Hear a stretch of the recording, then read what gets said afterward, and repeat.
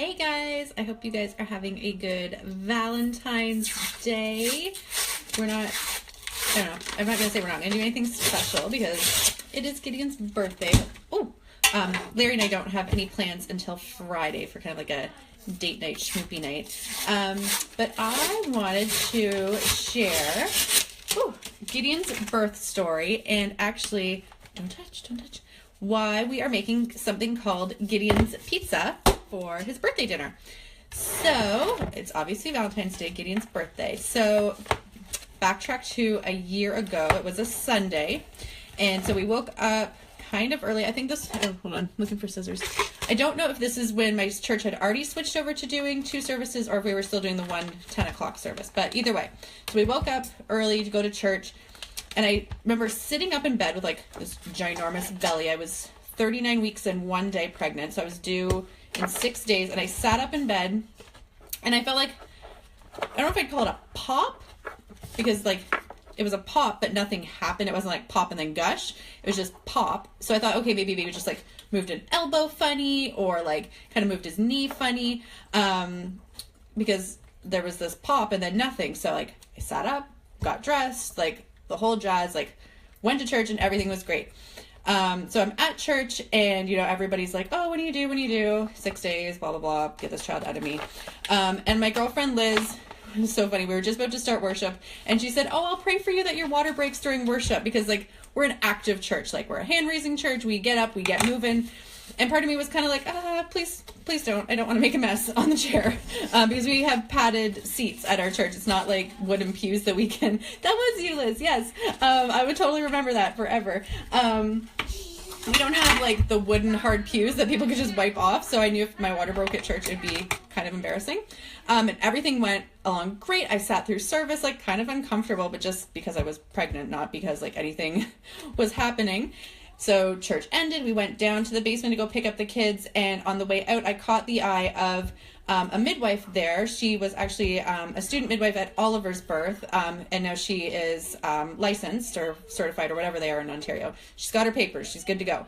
And so she asked me, oh, when are you due? I said, 6 days. She's like, okay, I'll be praying for you. Thank you. Okay, moving on, get my kids.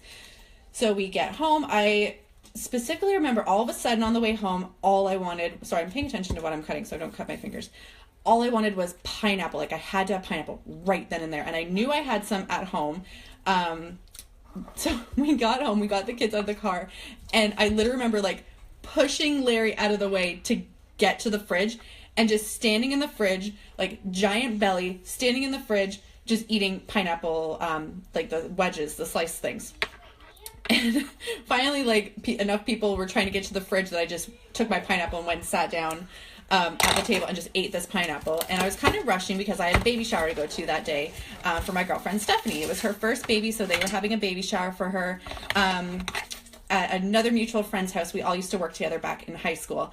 And luckily this girlfriend is literally like, I could probably walk to her house. It's like 10 minutes from here. I didn't walk, I drove. So I ate this pineapple and I was like, I'm not really hungry. There's probably gonna be snacks there. Like I'll just eat at the shower. And so I get to the shower and like say hi to everybody. And I made the point of sitting not on a couch, just in case my water did break. I had no reason to think it would because nothing was happening. But so I just sat in like a foldable chair, everything was going great, chatting with people, and everybody was kind of like, girl, like, what are you doing here? You look like you're going to explode any day now. I was like, no, I'm fine, I'm good, like, not due till 6 days. Like, my babies usually come within, like, the 39th week, but I had no reason to think he was coming anytime soon. Okay, Ollie, stop eating pepperoni or we're not going to have any for dinner. So the shower was at, like, 12 or 1, and then I stood up to leave. Was I standing up to leave? No, I was standing up and I went to go help Steph put on like the hat of like the bows we had made her. And I just, without getting too gross, I felt wet. And I was like, oh crud. Like I probably like peed my pants or something as I'm laughing. So I like excused myself to go to the bathroom and I realized I had not peed myself. I had like a slow leak. So that was fun because now I'm at a baby shower with, yes, I know like some people here, but most people are like this girl's family and like friends. And I'm just the weird prego girl who's at the shower. So I mentioned it to Stephanie, like the girl's shower, whose it was. And I said, I think my water broke. Like, I'm just going to kind of scoot out quietly. But then I started to cry because now I'm embarrassed that this has happened and like my pants are soaked. So announce that to the room that my pants are now soaked and I need to go. So I excuse myself from the shower and I go out to get into the car, which I have to laugh. I took Larry's car. I don't know why I took Larry's car because he has a van and I have a van and it's not like my van's any worse than his. But so I took his, which I thought was kind of funny because then my water was leaking like all over his driver's seat, not mine. So I call him from out in the driveway and I said, I don't want you to panic, but my water's broken. And you would think for somebody who's been through this 5 times that he'd be calm, cool, and collected. Okay, no big deal. Make your way home. It wasn't like that. The poor man was so stressed out when I got home. I was laughing because my water's never broken before our babies have been born. It always happens like either the midwives will do it while I'm in labor or it'll happen like just before baby's born. Like I'm already in active labor, like minutes away from having baby. So the fact that this happened beforehand was absolutely hilarious to me. Like total like movie moment. Like my pants are soaked. I'm kind of like rushing home from this event. And so I get home and the poor guy is like trying to figure out what to pack in bags for kids. Like what kid should we send to which parent? Who's going to take the dog? That was my big thing. We were having a home birth and I did not want the dog here with the midwives. Sorry, I have to get some olive oil. So we were trying to figure out who's going to take like what kid, what dog, and all that. And he was kind of like running around like a chicken without his head. So I sat him down I put essential oils on, kind of sat him down on the couch, and then I ended up making this dinner, which is what I'm making tonight, which we call Gideon's Pizza, which I'll explain more about that later. So we had dinner. By after dinner time, grandparents had picked up the kids that they were taking, and all that jazz. No, don't steal that. And then still like nothing was happening. So my water broke at, let's say 4, and by 8, nothing. Not even like a cramp. Nothing. So I called my midwives and they're like, okay, like, no big deal. We'll just kind of wait and see how it goes through the night. If nothing happens, we'll just go into the hospital and, no big deal. So wasn't too keen on that because I didn't want to go into the hospital because that wasn't the plan. But so we were watching, what was it? Oh my goodness, I can't think about it now. It's a UFO show. X-Files. We were watching X-Files. We were making sure we were like catching up on all the episodes about that. And we probably were like 2 episodes in and I was like, okay, we're just going to bed. This is ridiculous. There's no sense in just staying up for the sake of staying up. So I was at like 10, click the light off, I roll over and literally click the light off, boom, contractions. Like, and not like, oh, maybe I'm in labor, maybe I'm not. This was like, I've been through this 4 times before. I'm in labor. So I maybe stayed in bed for maybe 15 minutes. And I was like, forget this. This is ridiculous. So I got up to the bathroom. I didn't want to wake up Larry because he was already snoring at that point. Went to the bathroom to call my midwife and she's like, oh, okay, well, I'm stuck at a hospital right now. She got stuck with a C-section client. No pepperoni. Well, take one and then off I go because I'm telling a story to Mommy's friends, okay? Go play. So she was stuck at the hospital with another midwife or another labor, so she sent another midwife over. And literally in the 20 minutes it took the other midwife to get to my house, I was like full-blown labor, on my knees, in my room, like this kid is coming. So long story short, we did not get the birth pool set up. For whatever reason, I had no hot water, which blew my mind because we didn't give the kids a bath. I wasn't in and out of the tub like I had been with other babies and other labors. So we filled up the tub thinking it was hot water, and I got in and it was like ice cold. So the baby couldn't be born in there, obviously. So I got out of bed and we just kept sending Larry down to the kitchen to fill up the kettle and boil water on the stove because let's be real.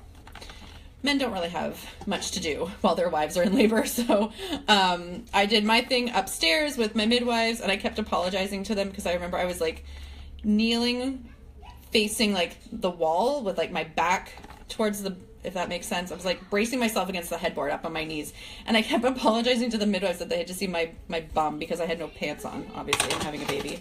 And they're like, we're not really here to worry about that. So just do what you got to do and we're not going to worry about that.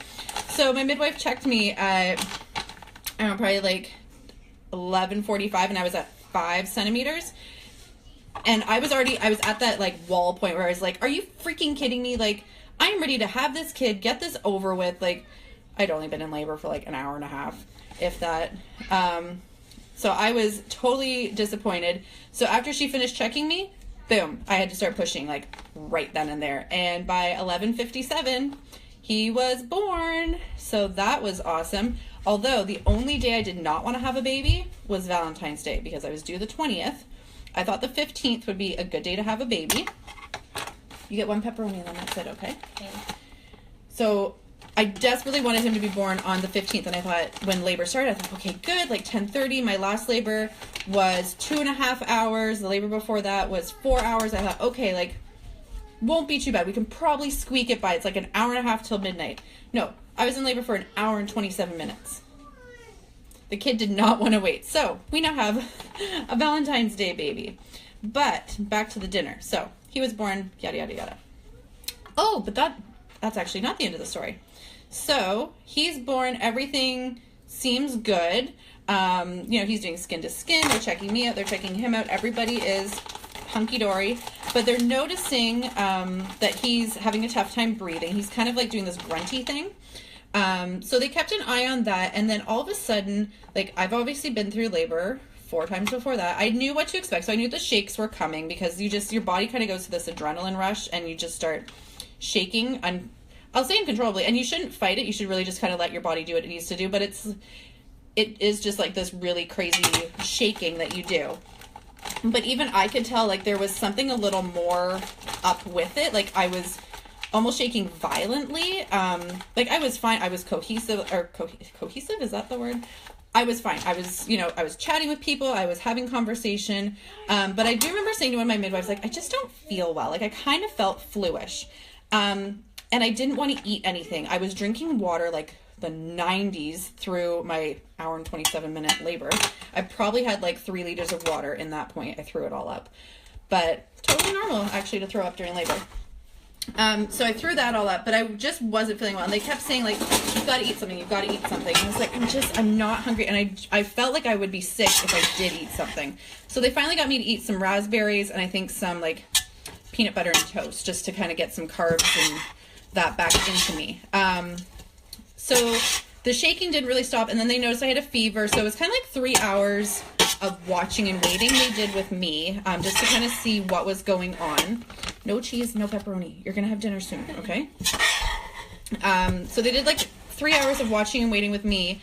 But during that time, Gideon's breathing did not improve. He was really, I won't say really struggling, but he was still grunting a lot. And that the midwife explained it to us that, obviously they're not breathing air when they're, inside your belly. So when he came out so fast, he didn't get all the fluid cleared out of his lungs, and he was having a tough time kind of working through that. So he was grunting to try and keep his lungs open. Basically, if he didn't keep grunting, his lungs would collapse, and because they were still wet, they would probably stick, and it would be a bad situation. So they actually suctioned him, I think 3 times, possibly more, which isn't fun to see a baby, your tiny little newborn, have this giant tube shoved down their throat, and the machine is very loud. So that was hard, but it was what it was. And we knew, you obviously know with any birth, whether it's home or hospital, that this could potentially be a thing. And that's why midwives have the equipment they have, just the same as they would in a regular birthing suite at our local hospital. Nothing, missing from their kit bags that way. But because my fever after 3 hours still wasn't going down, wasn't going up, but it wasn't going down, and his grunting wasn't getting much better, we ended up having to call an ambulance for both of us. Now, here's the tricky part with that. If you walk out our front door, you can see the back half of our local hospital. Our local hospital is a joke. They're fine if you need, like, stitches, I guess. But you don't want to be having a baby there. So I knew if we went there, they would probably keep me because I probably had just developed an infection from my water breaking, and they would keep me for antibiotics, for whatever. But because of Gideon's issues, I knew from being a doula there, they had zero way of giving him probably the help he was going to be needing. and they would ship him off to McMaster in Hamilton, which is probably about, I don't know, a half-hour drive from here. And I was like, excuse my language, F that, you are not taking my baby where I'm not going. So I pretty much at that point knew I need to say something. And so I won't say I hashed it out with my midwife, but I did tell her, I said, like, I'm not going to that hospital, but here's the problem. They won't let me drive, not me drive, but like drive with Gideon in a van in case he destats. We have no way of helping him if we go to a bigger hospital in St. Catharines. So I really just, at that point, I had to put my faith in God, and I just said, fine, call the ambulance. It's what we need to do. I can't fight that. And we'll just pray that something happens. So they call the EMTs, and that's fine. You know, we get Gideon into his seat. Oh, shoot, that was the whole, whoops. I'm supposed to split this into 2 pans, and I didn't.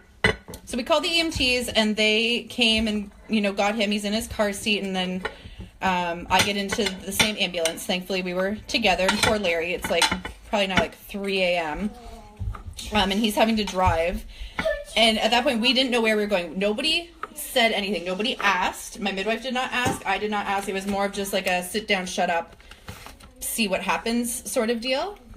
So we get in the ambulance, and we're just, you know, chatting away, yada, yada, yada. And I realized, obviously, you know, as anybody would, you kind of know where people are going as they're driving. Just a second, okay, buddy? Oh, here's the birthday boy. And I realized we were not going to the local hospital. So I just kind of was like, oh, where are we going? Hoping that we're not going to be going to, like, McMaster or something, like, really super crazy. So I didn't think things were that bad. Maybe I'm going to leave this all in one container. Oops. And they said, oh, we're just going to go into St. Catharines. You know, I don't even know what their reason was. It was just that we were going to St. Catharines, regardless of the fact that the other hospital was 5 minutes closer, or like 5 minutes from our house.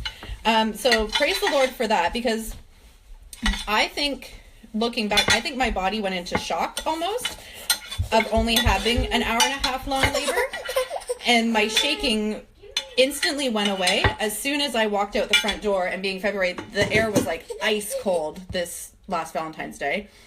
And I think it was enough to kind of snap me out of it, because as soon as we got into the ambulance, I felt fine. Gideon's breathing improved. Like, I could tell even just from hearing him, he was fine. They didn't even bother to hook him up to oxygen monitors in the ambulance.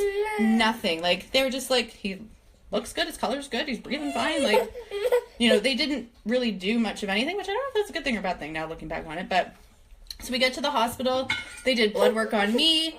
After 6 hours, I came back with no infection, nothing wrong with me. He was breathing like a champ. He was eating like a champ. We were nursing right there in the ER. So yeah, after 6 hours in the ER, we were sent home, and oh baby, where's your dodos? And that was the end of that. So that was pretty cool. Okay, I'm gonna do another story, I think, on this pizza, because I've been rambling forever. But basically, this was the meal that I had made Larry when he was having his daddy meltdown, trying to get the kids ready when I was in labor. But I will give a story kind of as to why this is Gideon's Pizza later on. But if you have hung around this long, thanks for listening to my rambly birth story of this little bigger who's cranky today, because who would be cranky on your birthday? And it's your birthday, and you can cry if you want to, right? All right, I will talk to you guys later. Bye.